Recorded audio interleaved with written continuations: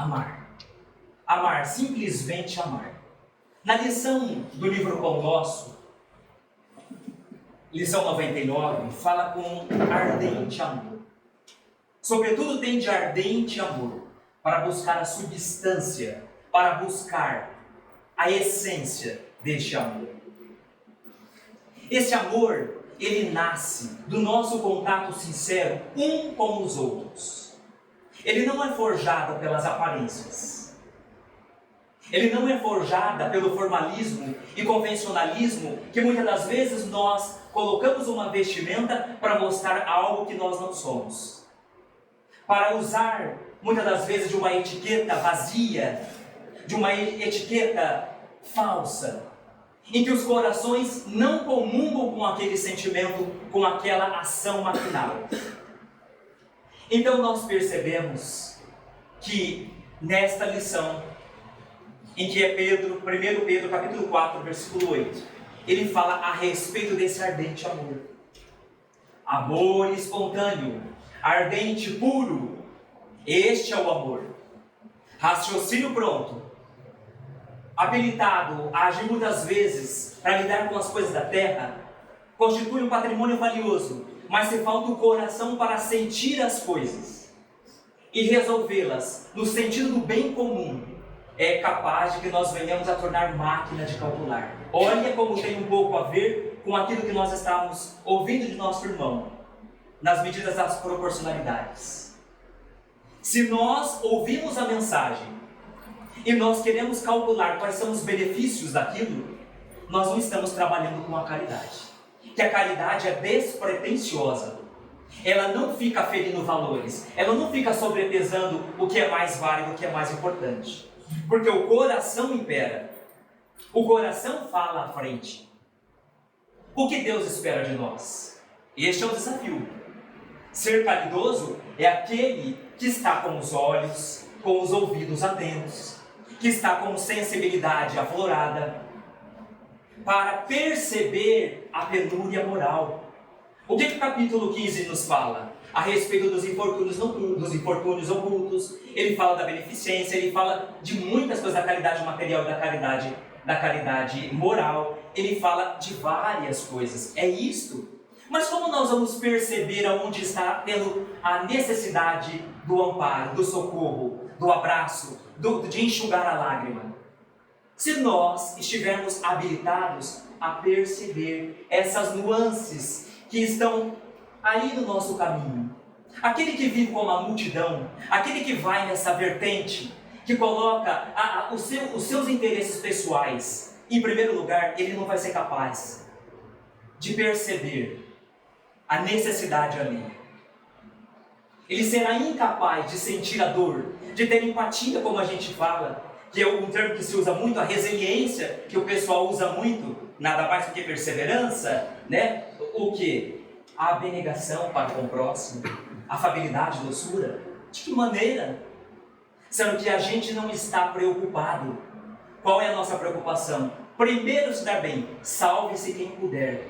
Aquele que vive no que salve-se quem puder, ele não está trabalhando no âmbito da caridade, na esfera da caridade.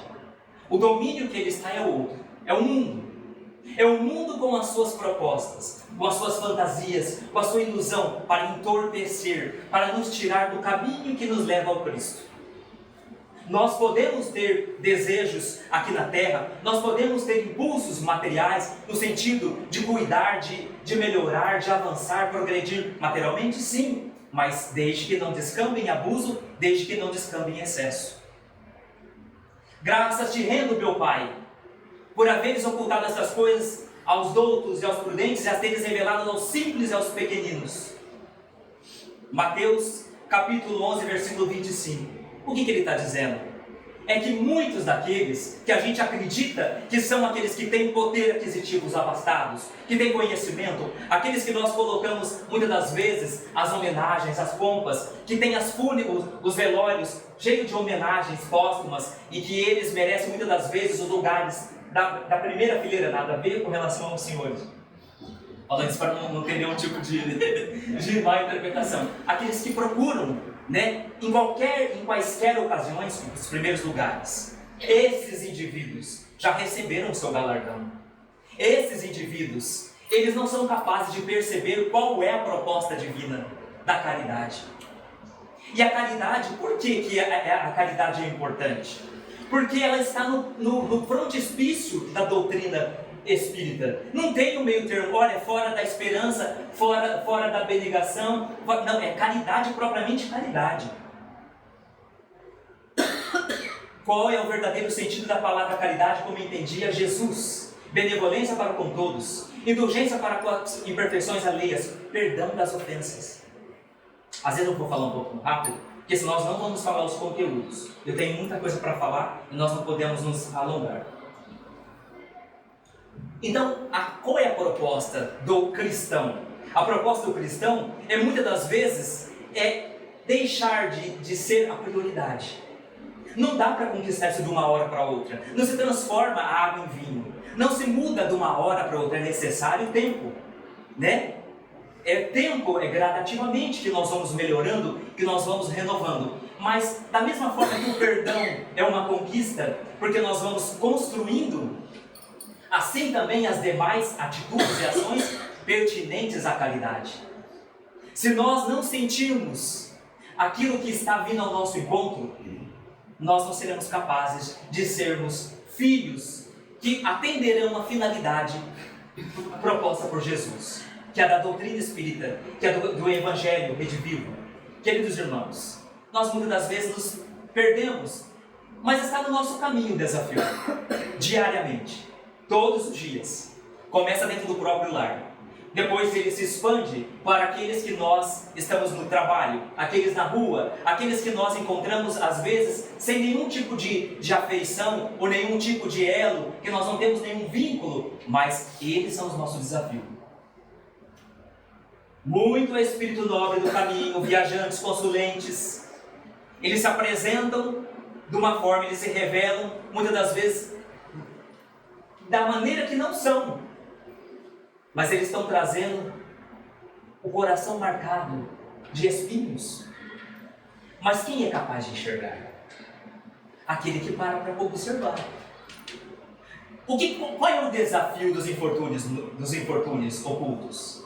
É nós não esperarmos que o outro venha até nós. Eu já estou antevendo, percebendo que há uma necessidade no caminho, que está havendo um desafio para mim, então que eu faça um esforço para amenizar, para melhorar, para retificar, para reajustar.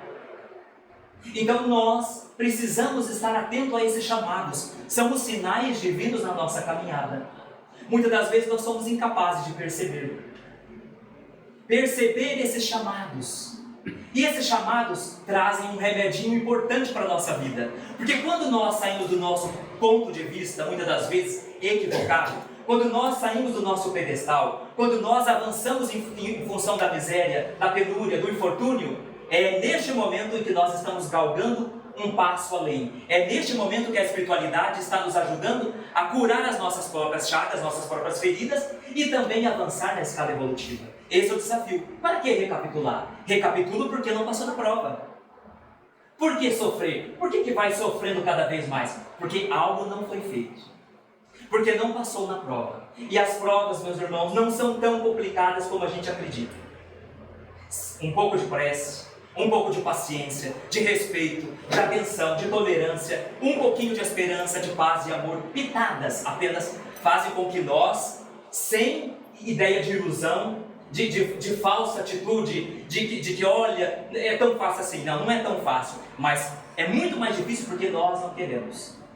Porque nós não nos esforçamos para tal. Então, um pouquinho disso é que faz com que nós melhoremos, que nós passemos na prova.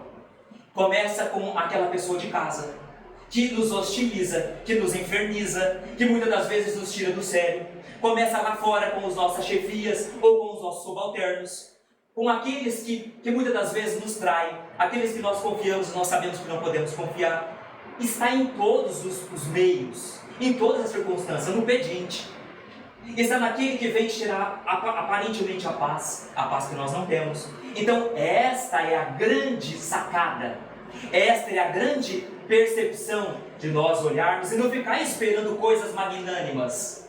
Olha, eu participo dessa determinada campanha, eu participo desse trabalho, e isso não. Tem que fazer o mínimo. Se fizer o mínimo com amor e com qualidade, é o que faz com que nós nos coloquemos naquilo que Deus espera de nós. E consequentemente, Jesus. Porque nós estamos seguindo este modelo. É permitido repreender os outros, notar as imperfeições dos outros, divulgar o mal de outrem?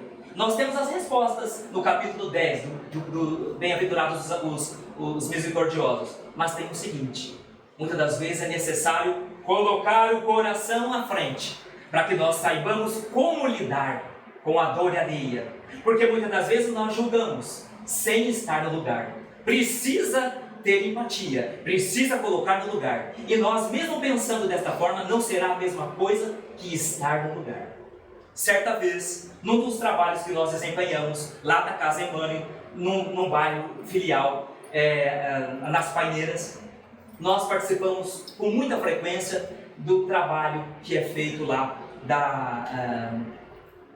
tem Bazar da Pechincha e outros tantos, mas é deste especificamente que eu vou relacionar para não estender.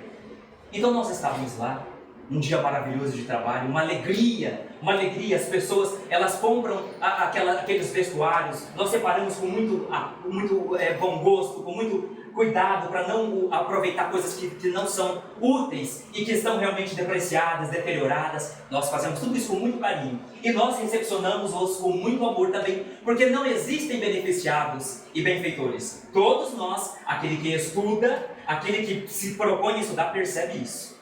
Percebe que não há distinção. Nós vamos até lá, mas nós percebemos que nós não temos diferença. O que tem diferença muitas das vezes é a pele, o cabelo bem feito, o perfume, mas a dor é a mesma, o sofrimento é o mesmo, e muitas das vezes ali existem espíritos nobres, como eu disse, que está ali oculto, está ali que nós não nos percebemos a respeito disso. Então, eu estou ali levantando as roupas, sempre fico levantando, chamando o pessoal, é da minha espontaneidade, não sei fazer tipo, não sou de fazer tipo, eu gosto disso, faço isso há anos. Para poder, você tem que ficar mexendo, porque se você colocar a roupa no mesmo lugar, o pessoal não vê. Coitado, alguns deles que não têm aquele trato pessoal, vão embaralhando, vão mexendo e perdem muitas peças boas que estão até com etiqueta. E ao longe eu vejo um menininho que ele chega com um sapatinho furado, tênis, melhor dizendo, com tênis furado, todo rasgado, mas assim, judiado aos farrapinhos mesmo. Você vê o pezinho, dedão você vê, eu estou ali, eu sou detalhista, eu vejo tudo, eu estou ali. Aí ele chega, ele olhou um par de tênis, e lotado nesse dia propriamente. Ele chega, ele tira, ele experimenta, e ele sorri, meus irmãos, com o sorriso da alma. É o sorriso daquela pessoa que te dá o bom dia que você sente. Este é o bom dia, do coração, da alma. E ele deixa o sapatinho dele lá, ele olha para cá, olha para lá. De repente ele coloca a mão assim, tal, vê se não tinha nada, tal, eu percebi. E ele sai e deixa o sapatinho dele lá. Mas era o sorriso mais lindo do mundo, de alegria. É permitido repreender os outros? É o que eu perguntei inicialmente. É errado? É errado. Mas Jesus veio para os sãos. Não. Ele veio até mesmo para aquele que não recebeu informação, ainda que pequenino. Então o que acontece? Não merece denúncia. Cada um faz o que bem entender, mas que coração seria tão engelado, tão frio, a ponto de denunciar aquela criatura? Na sua pobreza física, talvez espiritual. Então a caridade, se você estudar simplesmente na parte teórica, você não é capaz de perceber que ela te pede para trabalhar algo além desse coração, dessa parte propriamente de entendimento, que eu tenho que ter benevolência, que eu tenho que ter indulgência, que eu tenho que perdoar. Mas por que eu tenho? Porque justamente não são os sãos que precisam de ajuda, mas os doentes. E nós vamos aproveitando essa carapuça para nós lidarmos nas nossas questões da vida. Quantas vezes nós somos desafiados a engolir seco?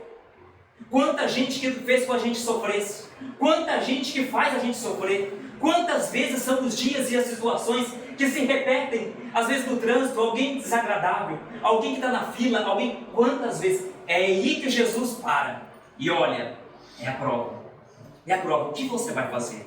A questão não é a maneira como você vai mostrar a sua superioridade, se você assim o entende, é como você vai lidar com o seu amor, com a tua paciência pequenina, e você vai pacificar, e você vai derramar amor, você vai verter calor humano. Às vezes aquela criatura precisa de ser amada, ela precisa de um silêncio, ela precisa de ser olhada com misericórdia, com compaixão. Isto é caridade. A caridade, fora da caridade não há salvação. Porque é livrar-se do perigo, é preservar-se da ruína. É isso que é o sentido em que Bezerra de Menezes, neste livro maravilhoso do qual eu não vou mencionar, O Espírito da Verdade, ele fala a respeito, qual é o sentido de salvar-se? É isso. Por que eu devo me salvar? Você só se salva se você estiver doando. E nem sempre a moeda, o papel moeda, o vil metal é o que mais vale. Muitas das vezes, um coração que não tem nada, absolutamente nada para poder dar, mas que ele ouve, em que ele olha com misericórdia, em que ele acalenta, em que ele faz uma prece para aquela criatura, é o que importa. É isso, é o óbolo da viúva, do qual eu vou contar agora para os senhores. Em 1984, na cidade de Uberaba, Chico Xavier atendia aos sábados as mães que vinham de todo o país em busca do auxílio daquelas, de serem direcionadas, de serem amenizar aquela dor, aquele sofrimento que vinha pela perda dos seus filhinhos. Então, aquelas mães vinham esperançosas, buscando um alívio, um lenitivo, uma cura para aquela dor. Quem sabe, quem é mãe sabe o que é perder um filho. Não há dor comparável. Existem outras dores, mas não há dor comparável. Então, está ali uma mãe na fila, que as mães, conforme elas chegavam, elas recebiam senhas para o atendimento, porque existia um número limite para elas serem atendidas. Não podiam todas ser atendidas, não dá, é inviável. Nós sabemos disso, que a vida é assim. E assim, meus queridos irmãos, está uma mãe ali, junto com as outras mães, com a sua senha. Aí, uma mãe chega desesperada, ela chega atrasada, ela não tem condições de pegar esta senha. Acabou, terminou as senhas disponíveis. Ela entra em desespero, porque esta mãe, ela começa a gritar no meio de todos ali: eu perdi 2 filhos! Eu perdi 2 filhos, meu Deus, alguém me ajuda, por favor, me entreguem a senha. Ela se humilha, e a gente não pode julgar, porque nós não sabemos, né? Tem gente que vai falar apelo emocional, tem gente que vai falar que aquilo ali é simulação, artimanha, não importa, é a dor, sua mãe sabe qual é a dor. E aí ela começa a pedir ajuda para aquelas pessoas, e a maioria se mantém neutra, porque também elas estão na esperança de receber uma comunicação do seu filho que desencarnou. E aí, esta mãe específica da qual eu vou mencionar, ela olha com misericórdia para aquela mãe e ela pensa assim: eu moro aqui em Uberaba, eu já estou tentando há vários tempos e eu até agora não recebi, mas eu moro em Uberaba e eu vou entregar esta senha para esta mãe. E aí ela se desloca e fala: olha, minha irmã, eu ouvi o seu pedido, eu ouvi a sua clamúria e eu vou entregar essa senha para a senhora. Eu entrego, porque eu moro aqui, e explicou tudo isso que eu já havia falado. Aí, meus queridos irmãos, essa mulher beijava nas mãos dessa mulher e não sabia como agradecer e foi ali na fila. Ao contrário de que a maioria possa acreditar, nas comunicações que se deram na noite, qual mãe foi beneficiada com relação à comunicação? A mãe que havia recebido a senha e entregou para outra num ato de misericórdia e compaixão, ela recebe a comunicação: mãezinha querida, eu não estava pronto para comunicar, mas o seu ato de bondade, de caridade foi tão grande que aqui estou eu para simplesmente te dizer que eu te amo, continue e estarei contigo. Queridos irmãos, a espiritualidade amiga conhece realmente as nossas necessidades? Sabe o que vai no nosso coração? Não que aquela mãe não merecesse, mas a grandeza daquele coração sensibilizado, ele tocou o plano espiritual. Assim somos nós, quando nós somos humilhados e silenciamos. Quando nós somos preteridos, silenciamos. Quando alguém nos humilha, silenciamos. Quando a gente sofre, e muita gente a gente não espalha para os outros, olha, estou sofrendo. A gente, como o Chico Xavier fazia tantas vezes, que ele nos ensinou, né, meu irmão, nós ouvimos tantas vezes. Ele ia lá, que ele sofria também, ele enxugava as lágrimas e sorria para a multidão. Ele ia de coração aberto, como o próprio Cristo, de coração e peito aberto, socorrer a necessidade alheia. Então nós vamos verificando que o desafio é este. O desafio é um pouco mais, é amar verdadeiramente, é não trancafiar-se e não acompliciar-se com o mal. Muitas das vezes nós colocamos na defensiva, achando que nós não somos merecedores, achamos que nós não podemos fazer algo. Todos somos capazes de fazer algo. Podemos fazer uma prece sentida. A espiritualidade está vendo, ela está notando o que nós estamos fazendo dentro daquelas possibilidades que nos aparecem. Nós somos espíritos limitados, é claro. A gente precisa de muito estímulo, nós precisamos também de amparo espiritual, mas eles conhecem aonde mora o vício. Jesus conhece aonde mora o vício, o verminho do vício. Aonde mora o avaro, aquele que muitas das vezes, me foge às vezes umas palavras mais, a usura, o vicioso, ele conhece. Quando está lá a pessoa, olha, eu não posso ajudar, e ele faz todo um teatro, muitas das vezes pode, olha, porque eu tenho prioridades, eu tenho meta para os meus filhos, eu tenho meta para... Hipocrisia, mentira. A espiritualidade sabe, nós não estamos julgando, nós apenas estamos replicando o que a espiritualidade, em muitas comunicações e em muitas situações nos falam.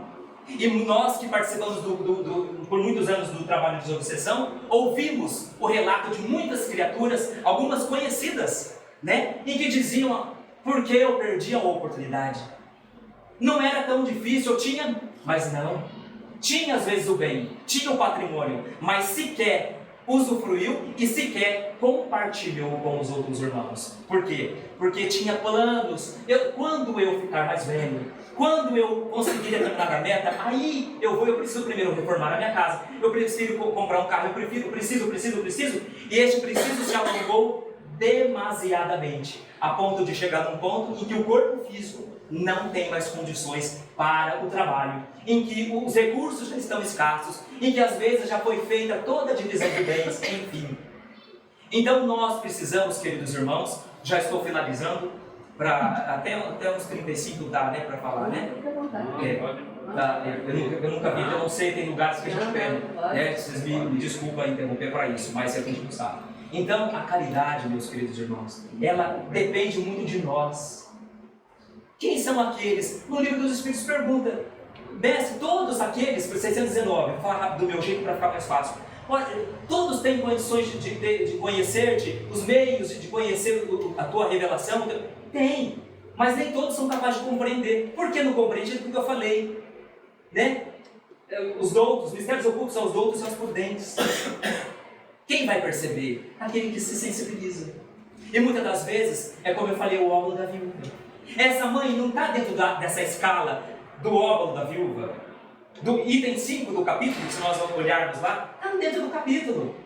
Ela não tinha nada. Ela deu o que ela, e essa outra mãe também, não está no comparação, no equânime? Igual, é a mesma situação. Apesar de contextos diferentes, a mesma situação. Então nós vamos percebendo que a caridade é um desafio para nós, mas dentro do próprio lar. Dentro da nossa vida que a gente acredita, olha, porque não se preocupa, você até pode engajar-se, você até pode estar ligado a causas mais magnânimas, significativas, de maior expressividade, pode, mas não é tudo isso. Se você for capaz de vivenciar as coisas mínimas, que vai te dar possibilidade de galgar passos maiores, de fazer com que nós, muitas das vezes, recebamos empréstimos, moratórias, que nós continuemos o nosso trabalho, né? É o que importa, melhorando. E nós viemos para cooperar com Jesus. Pergunta 132, qual é o objetivo da reencarnação? Leem lá para nós verificarmos, não vou falar inteira, mas qual que é o propósito? O propósito não é só nós nos salvarmos. Salve-se quem puder, é isso que eu quis falar aquela hora. Salve-se quem puder. Não.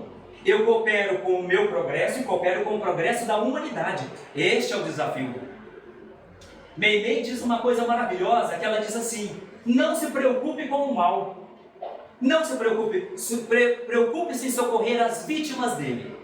Esta é a ideia de Meimei. Não se preocupe com o mal. E nós muitas das vezes esquecemos que é as coisas simples da vida que se encontram a finalidade edificante. A finalidade edificante. É de Emmanuel isso, a nos esclarecer nas coisas simples. Olha, mas foi ali uma coisa banal. Mas muitas das vezes, no plano espiritual, e André Luiz já nos explicou isso muitas vezes, através de várias informações, que aquilo que nós achamos que é ninharia, bagatela, olha, eu fiz, não dei muita atenção, mas você fez. É o que te traz um retorno, que te impulsiona, que te fortalece. É aquela que vai te rezar para você. Porque muitos de nós desencarnamos, nós estamos aqui, ainda falo, mas muitos de nós, eu falo no contexto daqueles que já nos anteciparam, eles desencarnam, não levam nada. Nenhum pensamento útil, nenhuma lembrança agradável, nenhuma prece de gratidão de alguém para lembrar de um ato de benemerência, um ato de bondade. Ninguém. Um pensamento que supere a esfera da mediocridade. Vivem e são esquecidos. Por quê? Porque nada fizeram. São esquecidos pelos amigos, pelos falsos amigos, por aquele meio do trabalho, são esquecidos por toda a família. Por quê? Porque viveram uma vida mecânica. Oi, bom dia. É isso, bom dia, boa tarde. Olha, não. Tem gente que é indolente no trabalho. Emmanuel falando. Tem gente que quer melhorar, mas é indolente no trabalho. Que é indolente? Insensível no trabalho. Desesperado na dor. Incontinente na alegria, ou seja, imoderado. Ele não respeita as facilidades. Ele é infiel nas facilidades. Quer dizer, o momento hoje é de céu azul. Aproveita, agradeça também. Então, a caridade se constitui nas coisas mais simples da vida. E ela vai se ampliando conforme nós vamos exercitando. Depende do nosso esforço.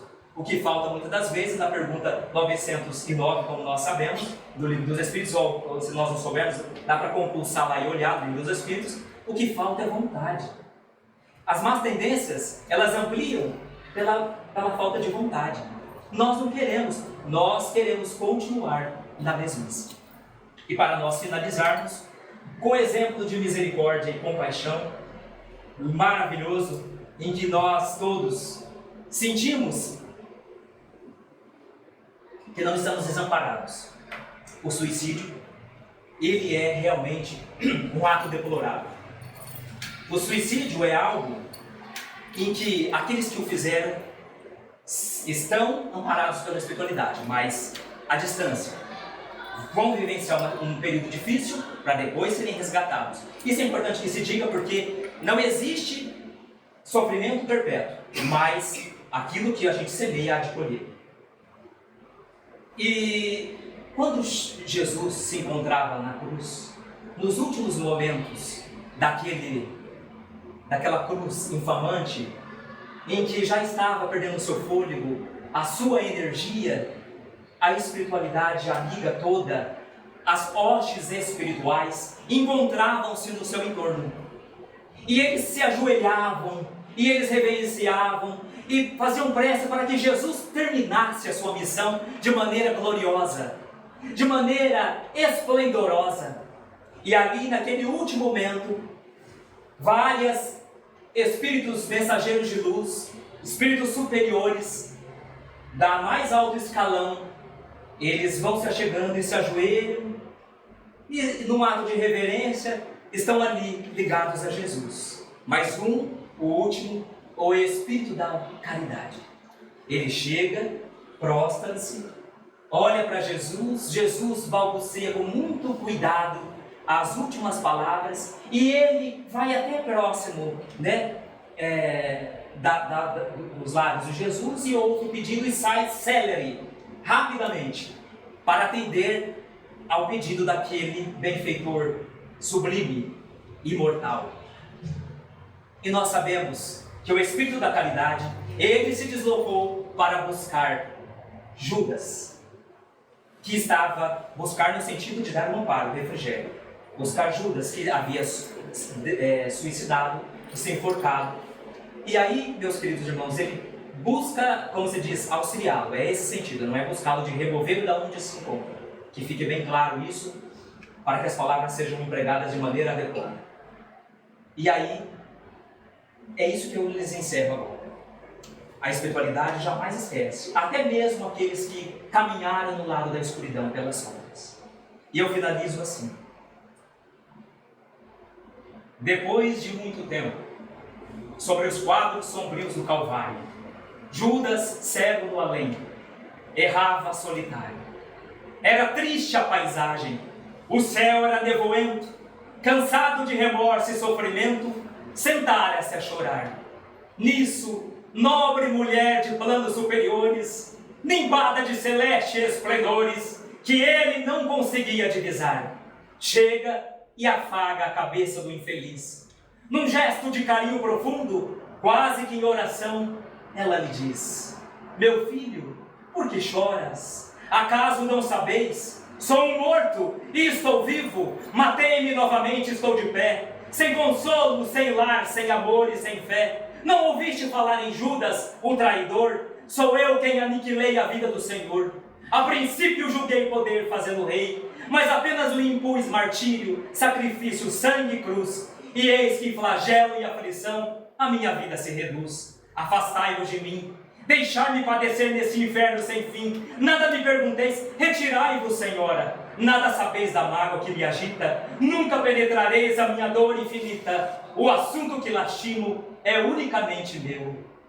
E a dama calma respondeu: meu filho, sei que sofres, sei que lutas, sei a dor que te causa o remorso que escutas. Venho apenas falar-te que Deus é sempre amor em toda parte. A bondade de Deus jamais condena. Venho por mãe a ti buscando o filho amado.